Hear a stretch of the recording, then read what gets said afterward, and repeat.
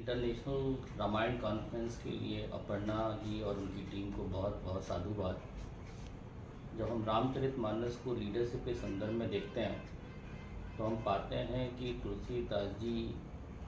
रामचरितमानस के माध्यम से राम राज्य की स्थापना करना चाहते हैं और राम राज्य के लिए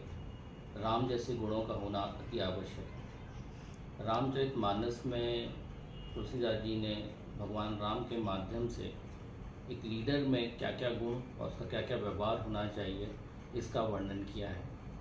वैसे तो श्री रामचरितमानस में तुलसीदास जी ने भगवान राम के अनगिनत गुणों का वर्णन किया है, पर फिर भी अगर ध्यान से देखा जाए तो लंका कांड में उन्होंने इन गुणों को कंपाइल किया, उनका संकलन किया है। जब भगवान राम अंतिम युद्ध में रावण के सामने होते हैं तो विभीषण उनसे ये पूछते हैं कि वो रावण जैसी विकट समस्या का सामना कैसे करेंगे, और इसके उत्तर में भगवान राम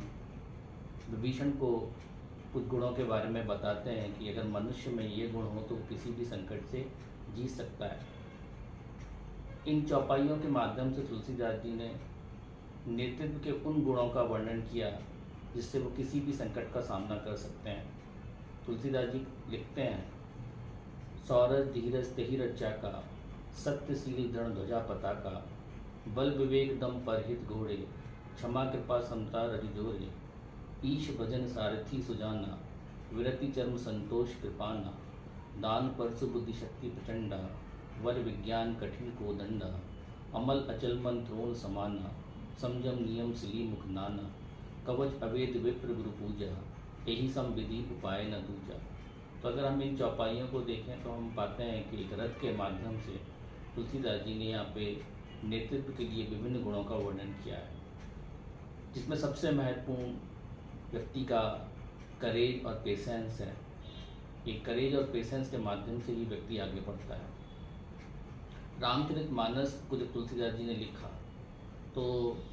उसका डिस्कशन करते हुए एक लीडर कौन हो सकता है उसका वर्णन करते हुए वो कहते हैं कि जब ये प्रश्न उन भारद्वाज अकबल से पूछते हैं कि राम कबन प्रभु पूछे ही तो ही, कहिए बुझाई कृपा निधि मोही, एक राम अवदेश कुमारा, तेहि चरित विदि संसारा, नारी बिरह दुख लही उपारा, भयो रोशन रावण मारा। तो इसके माध्यम से भारद्वाज ये पूछना चाहते हैं कि राम कौन है,